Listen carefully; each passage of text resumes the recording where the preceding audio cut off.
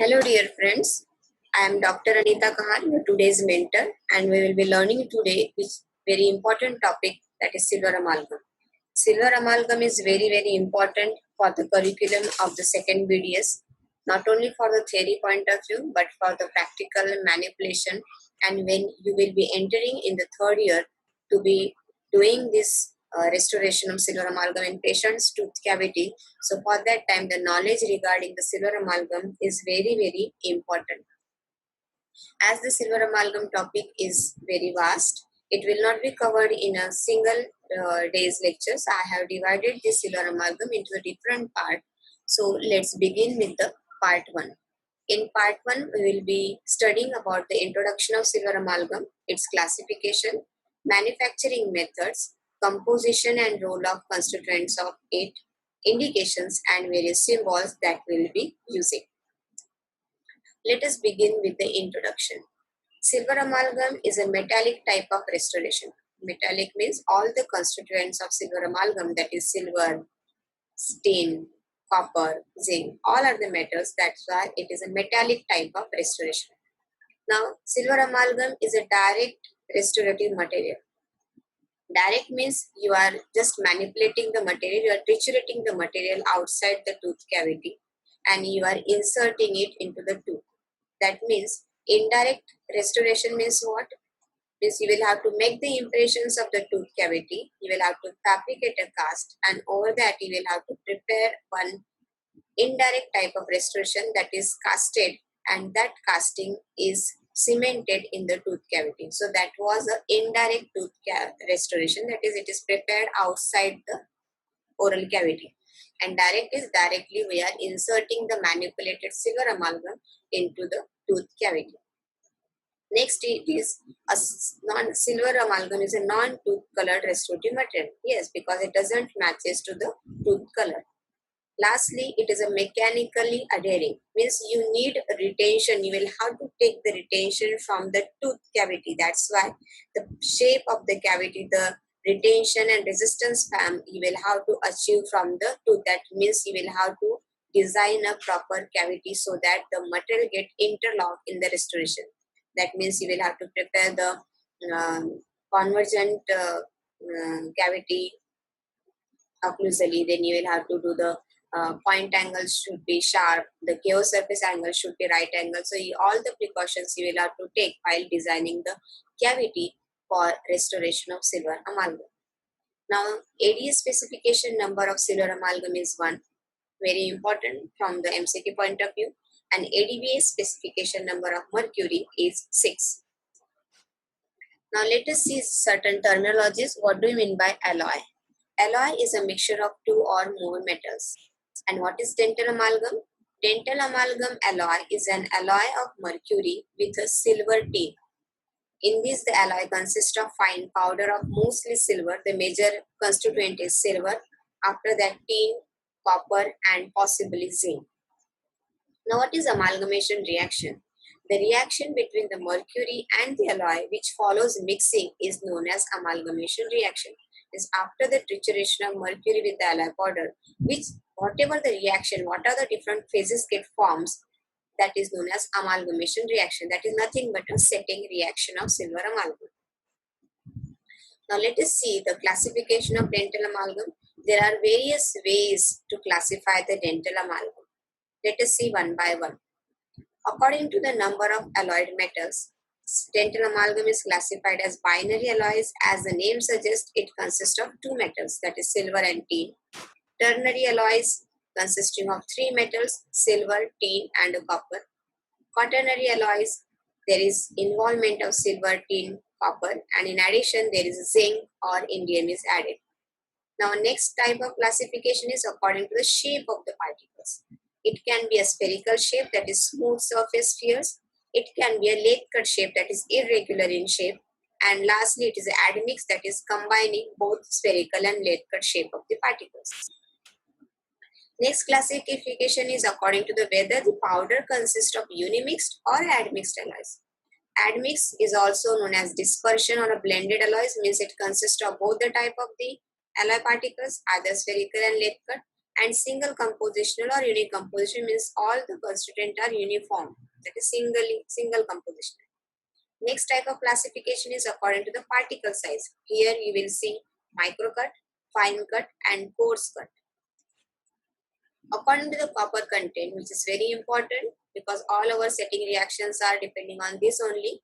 Low copper content alloy where the concentration of copper is less than 6% by weight, and high copper content alloys where the copper is 6 to 30%, means it is above 6%.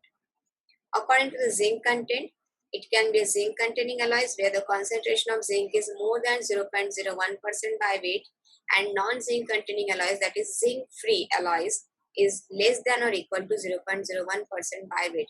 Now this is very important for the MCQ point of view. Zinc free alloys contains less than or equal to 0.01% by weight.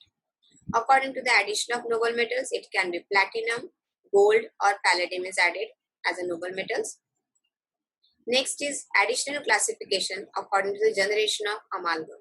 Now the first generation amalgam is a GB blacks, that is given by the basic configuration, that is 3 part of silver and 1 part of tin. Second generation amalgam, in this, in addition to silver and tin, copper is added for the strength and zinc is added. Third generation amalgam is a first generation plus spherical alloy of copper eutectic alloy. Fourth generation, the example is ternary alloy. In addition, there is a 29% of copper is added to silver tin powder. Means again, this is a silver tin and copper combination. Fifth generation is quaternary alloy of silver tin, copper and indium. Sixth generation amalgam alloy is a eutectic alloy of silver, copper, palladium, lathe cut type, and it is blended into first, second and third generations of amalgam in the ratio of 1:2. Now let us see the manufacturing method. We have seen in the classification there are 2 shapes, lathe cut type of the particles and the spherical. So how the lathe cut type of the particles are manufactured? You can see the different steps. Now begin with the melting. All the constituents, either it can be a low copper or high copper, all the metal constituents, they are melted, and these melted are solidified into one ingot. Now that ingot is of about suitable dimension, so about 20 centimeter in length and 3 to 4 centimeter in diameter. But this available ingot is inhomogeneous in core structure. So it is homogenized. For that, a homogenizing treatment is done, means you will have to heat the ingot at about 420 to 450 degrees Celsius for about 20 to 24 hours. This is for homogenizing. Now it is allowed to cool. This ingot is allowed to cool. But this cooling is very, very important. If the cooling is done very suddenly, so what will happen? There is a formation of very small amount of gamma phases, and beta phases will be more in number. So you will have to cool the ingot very slowly so that more gamma phases is formed to reach the equilibrium. Now, by controlling this rate of cooling, the proportion of both beta and gamma phases are adjusted, which influences the amalgamation reaction. Now, after this cooling, the ingot is cut. Now, this cutting of ingot is done in a lathe by a bladed instrument into a fine scraping. It can be done by milling machine into the small particles of suitable sizes, say about 15 microns to 30 microns. Now, after this cutting, very important step that you will have to do, that is known as aging heat treatment. Now, what is the importance of doing aging heat treatment? Aging heat treatment is required to relieve the internal stresses which are induced during the lathe cutting procedure. Now, for this, the alloy's powder is kept at about 100 degrees Celsius for 24 hours. Now, some manufacturers also say that they give some surface treatment, that is known as acid washing, to improve the reactivity with the mercury. So aging heat treatment is doing for the 2 purposes. Number 1, that is to relieve the internal stresses, and it also increases or improves the shelf life of the alloy particles. Now let us see the manufacture of spherical alloys. Now the first step is same, that is melting of all the constituents. Now after melting out, it is not formed into the in God, but it has to be done. The spherical shape is achieved by the atomization. Now, how this atomization is achieved? Now, this liquid alloy that you have got after melting, it is sprayed into a chamber. Now, this chamber is either evacuated or filled with the inert gases. Now, what is this inert gas? Inert gas is these are the noble gas, and they do not react with any substances which are present over there.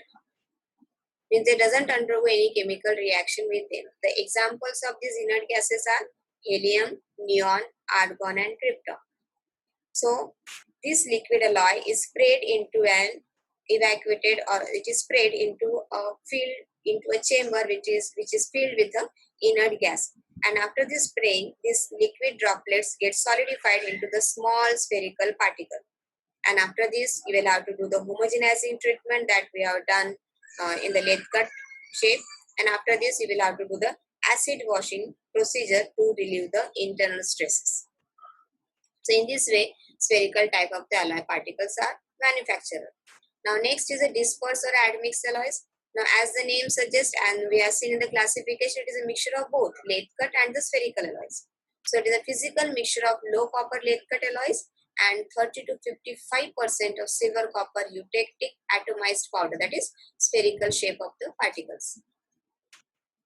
These are the pictorial representation of spherical shape, lathe cut and admixed type of alloy particles. Now let us move towards the composition of the alloy particles. The dental amalgam alloy powder. The basic composition of amalgam alloy remains the same. The percentages of copper and tin varies according to the type. So let us move the first major component, that is silver, which is about 68% by weight. So what is the role of silver? It increases the rate of reaction. Silver whitens the alloy. Silver increases the strength. It increases resistance to corrosion. It increases hardness. It also increases setting expansion, and it decreases the creep. Next major constituent is tin, that is about 28% by weight. Now tin is having very important role as it controls the rate of reaction. The affinity of mercury. Tin has a greater affinity for mercury as compared to the silver, and it is also responsible for the formation of gamma-2 phases, and because of this affinity it helps to controlling the rate of reaction between silver and mercury. Tin also decreases strength, decreases hardness, it also decreases setting expansion, it decreases corrosion resistance. At the same time, it increases the creep. The next component is copper, that is added in 4% by weight. It increases strength, it increases resistance to corrosion, it increases hardness, it increases setting expansion, and it decreases the creep. Now the next component is zinc, that is 0 to 2% by weight depending upon the low copper or high copper, and zinc free or zinc containing. Zinc acts as a scavenger. Scavenger means what? If you see all the components of the dental amalgam alloy powder, so zinc preferentially act with the oxygen or any impurities if it is present over there. So it prevents the oxidation of other constituents which are present, that is silver, tin, copper. So it prevents the oxidation of these metals. So it is very important. So zinc should be present in your composition. It also decreases the brittleness. It is responsible for the delayed expansion. Delayed expansion means the expansion that is occurring after 3 to 5 days of restoration, and that too because of the moisture contamination occurring during the manipulation, that is either during the trituration or the condensation of the silver amalgam restoration which are containing zinc. Next is indium. Indium increases strength, decreases creep, and it reduces the mercury content. Next is platinum and palladium. Platinum and palladium both increases resistance to corrosion and increases hardness. Next, the major constituent, that is mercury. So how the mercury should be when you will be using it in the for the trituration with silver alloy powder.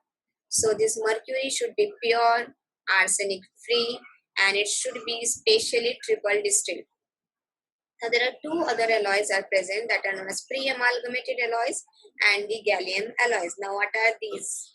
Now the product which contains up to 3% of mercury are called as pre-amalgamated alloys. Now what are the advantages of using pre-amalgamated alloys? The pre-amalgamated alloys gives more rapid amalgamation reaction after the trituration. It also helps in reducing the total mercury content of the completed amalgam restoration, say about 40%. So the requirement of the mercury is less if you are using a pre-amalgamated alloys. Next is the gallium alloys. Now what is this? Now, because of the concern over the use of mercury, an alternate amalgam-like restorative material was developed in around 1990s, where instead of mercury, the liquid contains gallium, indium, and tin. But it has to be handled same way as the amalgam, but its properties and corrosion are severely affected by the contamination. So you will have to use it, you will have to handle it properly. Now, what are the indications of silver amalgam restoration? Silver amalgam restorations are used as a permanent restorative material for the class 1 type of the restoration, class 2 type of the restoration, and class 5 type of the restoration. Now, you must be knowing about the class 1, class 2, and class 1 restoration is on the occlusal surfaces of the posterior teeth. Class 2 means proximal surfaces of the posterior teeth, and class 5 is the cervical portion of the teeth where the class 5 cavities are present. So you can use this restoration material as a permanent restorative material class 1, 2 and class 5 type of the cavities. Now the restoration of the buccal pits, restoration of the distal aspect of the canine teeth. Distal aspect, why distal aspect? Because this is the invisible areas where the aesthetic is not of that much concern. Filling of the apices of the roots after the apicectomies. Now this retrograde root canal filling, this must be in second year point of view. It is very difficult to understand what is apicectomy, what is retrograde root canal filling. So what is this? You can see in this picture. You can see this is a root canal treated tooth. You can see the white material in the canal of the tooth. This is nothing but a gatta parcha, which is most commonly used root canal filling material. And here at the apex of the tooth, you can see one black area, that is radiolucent lesion. So this lesion is nothing but a periapical lesion, which is developed due to the infected tooth. So this is a periapical infection. Because of this, there is a development of periapical radiolucent periapical lesion. So how this apicectomy is done? Now after the root canal treatment, if the periapical lesion is bigger, this periapical lesion doesn't get recovered or it doesn't get resolved after the root canal treatment. So after the root canal treatment, you will have to remove this periapical tissue, periapical granulation tissue, by doing certain surgical procedures that are known as periapical surgeries. In this surgery, you will have to reflect the flap, you will have to open this area, and you will have to remove all this. You will have to curate out all the granulation tissue present over here, and at the root end, you will have to give a cut section. Here, you will have to resect this root of the root apex area. One bevel type of cut is given here, and at that area, the sealing is done with the help of silver amalgam. You can see in the second picture. So this is known as retrograde root canal filling. Understood? Now, the next indication is for the pores of crown and bridges buildup. Now here you can see in this picture, this is a molar tooth, and you can see this is a crown is prepared over this. So if the tooth is badly carious, so you will have to take retention by using certain pins, in the tooth, and over that you will have to build the tooth with the help of the silver amalgam. That's why this is known as core. Core means you will have to build a crown like this, and after this you will have to prepare the crown, and over this preparation you will have to make the impression, and after this a crown, metal crown or ceramic crown can be cemented over this. So that's why this is known as a core, for preparation of the cores for crown and bridge restorations. Next is a dye material. As you all know, dye is a positive replica of the single tooth. So at one time, silver amalgam was used as a dye material. So here in this picture you can see gypsum product is used to prepare the dye. So instead of this gypsum product, silver amalgam was used previously as a dye material. Nowadays, most of the we use gypsum product for preparing a dye. Now let us see various symbols that we will be using in the next part of the lecture, and these symbols you will have to mug it up, otherwise you cannot write the setting reaction, and these are very important and which are not very much difficult to remember. So beta phase is the silver tin, that is AgSn. Gamma phase is Ag3Sn. Gamma 1 phase is Ag2Hg3, that is silver mercury. Gamma 2 phase, that is tin mercury. Epsilon phase is a copper tin. Eta phase is a copper tin, and silver copper eutectic alloy, that is silver AgC, that is silver copper. So dear students, I am ending the first part right now only, because in the next part we'll be learning about the setting reactions of low copper and high copper silver amalgam alloys with their microstructures. In today's lecture, the very important points that you will have to keep remember, that is the definition of dental amalgam. After that, you will have to know the classification, also the addition classification according to the generation wise, then composition and role of each and every ingredient that are being used in the silver amalgam, indications and the symbols. Now the question that are asked in today's part is mainly the classification of dental amalgam, and the role of constituents like silver, copper, tin or zinc can be asked in the spotting exam or in the viva questions that are important. So by which I am ending today's lecture. Thank you.